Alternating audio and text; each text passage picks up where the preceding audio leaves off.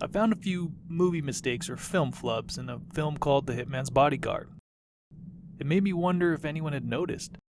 Spoiler alerts.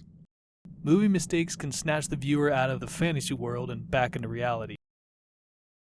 An example of a movie mistake would be if there was a bust of a deer on the wall in one sequence of shots, and in the next series of shots, no deer, no antlers, no busts, nothing on the wall.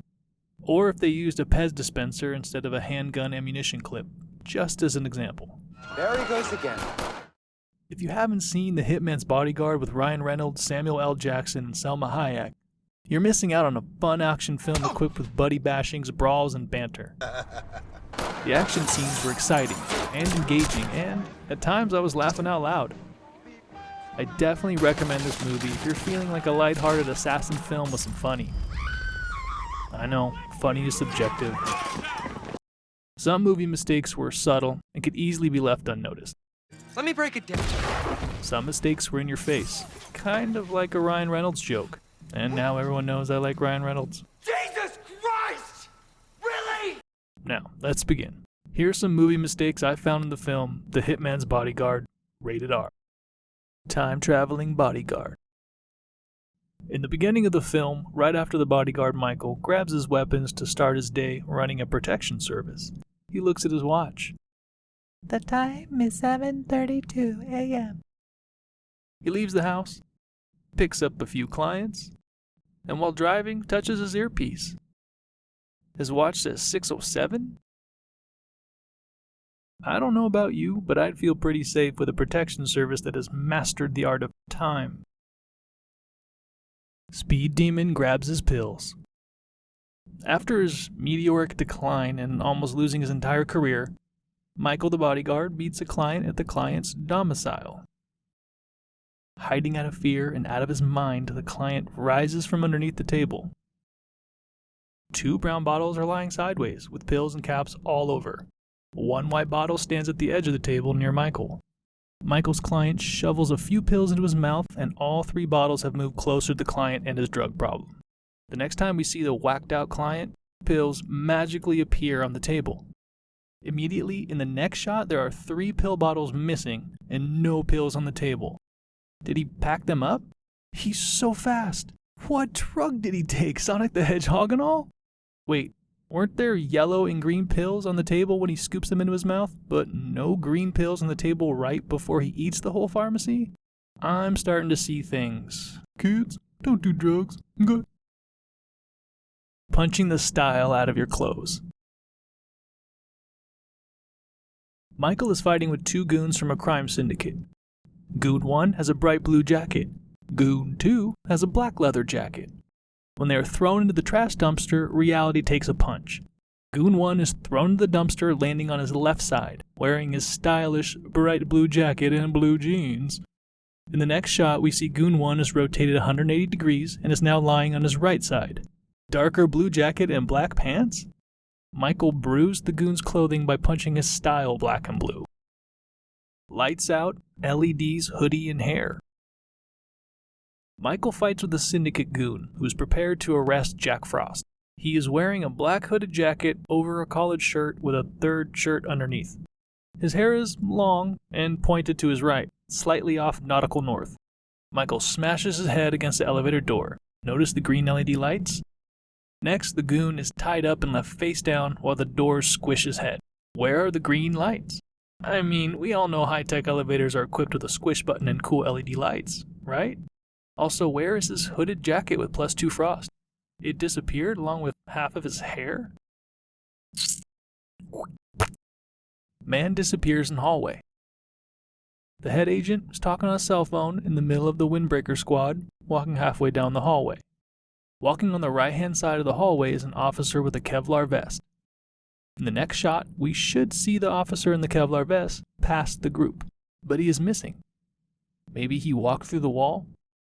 No! Car window breaks, then reforms. Samuel L. Jackson's character, Darius the Hitman, and Michael are trying to steal a Mercedes-Benz. Darius smashes the passenger window glass, and together they make off with the car. A few miles down the road, the window seems to reform. You can tell it has been reformed by the smudge marks in the next few shots. The window is shown as broken with bits of glass in the following shots. What do you think? Handgun swap. Michael and Darius go to Amsterdam to move the plot along. At the door to his Amsterdam apartment, with his right hand, Michael pulls out a silver handgun equipped with a silencer and points it at Darius. The next sequence of scenes after the apartment show Darius being followed by goons as Michael tails Darius. Michael knocks 3 goons out, but never picks up and keeps any weapons. He even tosses a goon's black gun into a bush in one of the scenes. Later, when Michael and Darius meet up in a building, Michael knocks out another goon but doesn't pick up his black gun. Instead, walks away from the goon with Darius further into the building. A goon tries to ambush the duo and they shoot that goon at the same time. Michael now has a black handgun with no silencer he pulls from his right side holster. A jacket change at the apartment isn't too hard to believe, but he is supposed to be walking around with 2 silenced handguns? Where'd he get this gun? Maybe it was tucked behind his belt and not in the holster. He can control time, so maybe he pulled it from his pants portal and grabbed the gun from Tomorrow? I don't know, Morty. Any thoughts? Flipping the wrong bird. In a high-speed chase, Darius is fleeing from the goons while steering a stolen speedboat down a canal. At one point, he sticks up his middle finger right at the goons in pursuit. As he's flipping the goons a colloquial bird, his left hand tattoo is showing a perched raven on a branch. This is the wrong bird to flip someone. Not because of the obscenity, but it literally is the wrong tattoo of a bird on his left hand. In other scenes of the film, we can see his hand tattoos. On his right hand, a perched raven. On his left hand, a flying raven, not a perched raven. Obviously, no one would arrest Darius for this crime of flipping the wrong bird. Except Edgar Allan Poe. High-speed transforming auto parts. The car chase scenes are fun, but there were some pieces coming off the car and flying back onto the car that were synonymous with an Autobot transformer. Darius is driving a small Ford hatchback. Its name is probably Dragonfly or Bumble something. While fighting for the road, we can see pieces of the vehicle moving around and falling off. The headlights are clearly attached to the car. Speeding up, the car jumps off a small ramp. Bumble Dragon begins to transform its headlights into robot eyes to achieve its final form, then transforms them into robot roadkill. In the following sequence of shots, the car drives under a dark bridge, and the headlights appear like normal car headlights and not robot eyeballs, as if the car was fresh from the Ford factory. As Darius drives out from under the dark bridge, first off, it's a different bridge. There's no graffiti on the walls. Yeah. Secondly, the car no longer has any headlights, and I'm convinced it's a robot in mid-transformation. Autobots, roll out! Nearing the end of the car chase, Darius spins the Ford car around 180 degrees and drives up a ramp in reverse. The back hatch door is open right before the car jumps onto the freeway. In the next shot, the hatch is mysteriously closed during the flight. I think this is a high-tech transforming feature of the new Ford cars, and this movie is just subliminal advertising for the masses. Probably just a few tiny inconsistencies. That car does look pretty sweet. It's probably affordable and reliable. One of us, one of us, one of us. Grill fight. Tongs, tong tong tong tongs. A beaten up bodyguard is running from a group of goons and heads into the back kitchen of a restaurant. Michael touches a set of wooden tongs on the steel counter to the left of the grill. The grill is empty on the left side, with nothing cooking except 2 rows of chicken breasts evenly aligned to the right. The goons come into the restaurant searching for Michael. One goon gets his beef pounded up and down and his face tossed on the burger grill. You can see the wooden tongs behind a group of chicken breasts, now directly on the left side of the grill.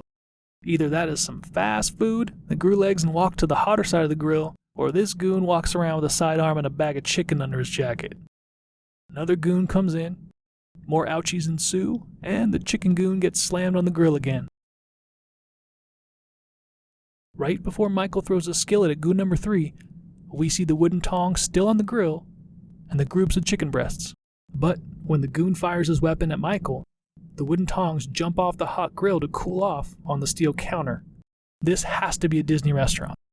When no one is looking, magically the poultry and kitchen utensils come to life and walk around, sensing heat.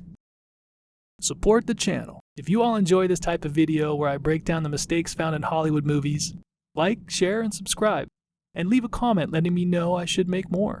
These videos take a lot of hard work to create, and if it's worth it and you enjoy them, I'll keep working hard to make more videos for you. Peace.